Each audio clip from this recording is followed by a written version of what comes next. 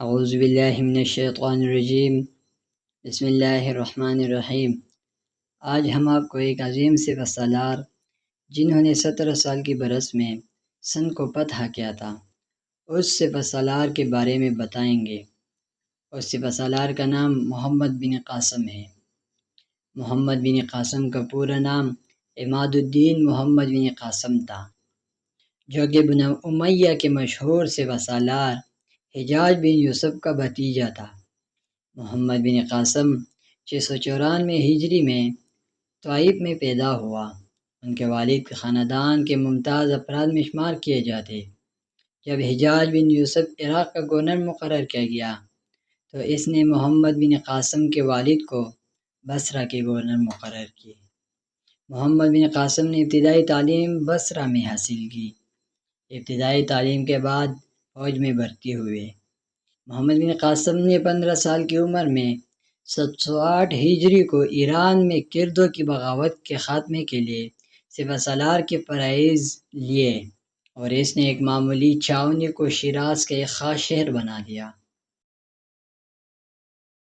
عرب کے ایک چھوٹا سا جہاز کو بحری قزاقوں نے لوٹ لیا اور اس بحری جہاز میں سارے مردوں، عورتوں اور بچوں کو قیدی بنا کر دیبل لے گئے۔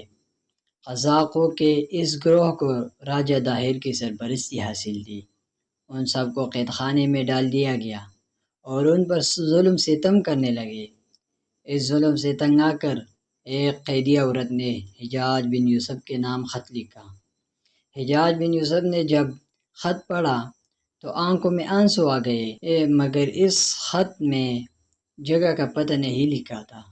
ایک دن ایک بوڑھی عورت نے حجاج بن یوسف کو بتایا کہ میرا بیٹا بھی اس قیدیوں میں ہے جو سن دیبل میں قید تھے۔ تو حجاج بن یوسف کو مقام کا پتہ چلا تو قاصد کو راجہ داہر کے پاس بھیجا اور اسے قیدی رہا کرنے کی بات کی۔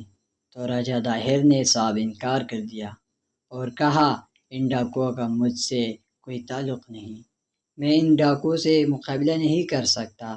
تو قاصد نے اسے کہا جس حکمران کو اپنی سلطنت میں پھیلنے والی برائی کا ختم کرنے کا اختیار نہیں ہے، اس کو حکمرانی کرنے کا کوئی حق نہیں۔ جب راجہ داہر نے یہ جواب سنا تو اس نے غصے میں آ کر حجاج بن یوسف کے ساتھ پورا عالم اسلام کو للکارنے لگا۔ حجاج بن یوسف کو جب اس بات کا علم ہوا تو اس نے جنگ کے اعلان کی۔ تو حجاج نے محمد بن قاسم کو دیبل پر حملہ کرنے والی فوج کا کمانڈر مقرر کیا۔ حجاج بن یوسف نے محمد بن قاسم کو موجودہ دور خلافت کے خلیفہ ولید بن عبد الملک کے پاس بھیجا اور جہاد کی اجازت کے ساتھ ساتھ فوج بھی مانگی۔ تو دمشق میں 5000 سپاہی تھے۔ بصرہ پہنچنے پر 12000 تک پہنچی، جن میں 6000 سپاہی گھڑ سوار، 3000 پیدل اور 3000 سامان رسد اونٹوں کے ساتھ تھے۔ محمد بن قاسم بصرہ سے مکران پہنچا۔ مکران کی سرحد پار کر کے جب لسبیلا کا پہاڑی علاقہ شروع ہوا تو بھیم سنگھ 20,000 فوجی کے ساتھ سندھ گورنر کی مدد کے لیے پہنچ چکا تھا۔ بھیم سنگھ اور محمد بن قاسم کے افواج کے درمیان بڑی جنگ ہوئی۔ بھیم سنگھ کو شکست ہوئی اور بھیم سنگھ زخمی ہوا، جس کا علاج محمد بن قاسم خود کرتے رہے۔ اس کے بعد محمد بن قاسم اور ان کی فوج جنگل، پہاڑ اور صحرا پار کرتے ہوئے آخر اپنی منزل دیبل پر پہنچا۔ دیبل کا قلعہ بہت مضبوط اور بڑا تھا۔ راجہ داہر کی فوج نے کھلے میدان کے بجائے قلعہ میں بند ہو کر مقابلہ کرنے کا سوچا۔ راجہ داہر کی فوج نے محمد بن قاسم کی فوج کا بہت نقصان کیا۔ دیبل کا محاصرہ کیے 1 ہفتہ ہو گیا۔ اس دور کے نوجوان نے قلعے کی دیوار پر چڑھنے کی کوشش کی مگر ناکام ہو گئے اور راجہ داہر کی فوج نے ان پر گرم تیل پھینکا۔ محمد بن قاسم نے اپنے ساتھ منجاقے بھی لائے تھے۔ اس منجاقے کا نام عروس تھا۔ سندھ کے سپاہیوں نے جب عروس کو دیکھا تو وہ ڈر گئے۔ ان کو یقین ہو گیا کہ یہ عروس قلعے کی دیواروں کو جلد گرائے گا۔ شام سے پہلے عروج سے بڑی پتھر پھینکے گئے مگر کامیاب نہیں ہوئے۔ قلعہ کے درمیان میں ایک مندر تھا جس کی لمبائی 40 فٹ سے زیادہ تھی۔ اس پر سرخ رنگ کا جھنڈا لہرا تھا۔ ہندوؤں کا عقیدہ تھا کہ جب تک یہ جھنڈا لہراتا رہے گا ان کو کوئی نقصان نہیں پہنچتا۔ یہ جھنڈا دوسرے جھنڈوں سے اونچا تھا۔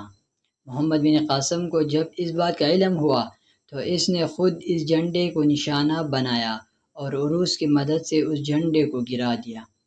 جھنڈا گرنے سے ہندو میں ہلچل مچ گئی اور قلعے سے باہر نکل کر مسلمانوں کا مقابلہ کرنے لگے۔ محمد بن قاسم نے ایک فیصلہ کن حملے کا حکم دیا۔ دونوں فوج میں زبردست تصادم ہو گئی اور ایک دوسرے پر زوردار حملے کرتے رہے۔ آخر کار مسلمان قلعے میں گھس گئے اور دیوبل کا قلعہ فتح کیا اور فجر کی نماز گورنر کے محل میں ادا کی۔ سورج طلوع ہونے کے بعد دیوبل کے شہر کا رخ کیا۔ دیوبل کا حکمران ایک طاقتور اور بڑے ہاتھی پر سوار ہو کر میدان جنگ میں آ گئے۔ محمد بن قاسم نے موقع پا کر راجہ طاہر کے ہاتھی کی سونڈ کاٹ دی۔ ہاتھی اس حملے سے بری طرح زخمی ہوا اور پاگلوں کی طرح اچھلنے لگا اور راجہ طاہر جنگ سے بھاگنے کی کوشش کرنے لگا، لیکن محمد بن قاسم نے ان کو وہیں ڈھیر کیا۔ راجہ طاہر کی موت کے بعد ہندو بھاگ گئے اور اس طرح محمد بن قاسم نے دیوبل کی شہر فتح کیا۔ محمد بن قاسم نے اعلان کیا، کسی کو کچھ نقصان نہیں پہنچے گا، کس قسم کی کوئی لوٹ مار نہیں ہوگی اور نہ ہی کسی کو قید کیا جائے گا، کسی کی مندر کی بھی حرمتی نہیں کی جائے گی، سب آزاد ہے اور اپنی مرضی سے زندگی گزارے۔ محمد بن قاسم ان سب قیدیوں کو آزاد کر دیا اور ڈاکوؤں کو سزا دی گئی۔ محمد بن قاسم نے سندھ میں رفتہ رفتہ فتوحات کا آغاز کیا اور کئی اور علاقے فتح کیے اور اس نے پورے سندھ میں اسلام کا جھنڈا لہرایا۔ بھیم سنگھ اور دوسرے ہندو نے بڑھ چڑھ کر مسلمان ہو گئے اور اسلام میں داخل ہو گئے۔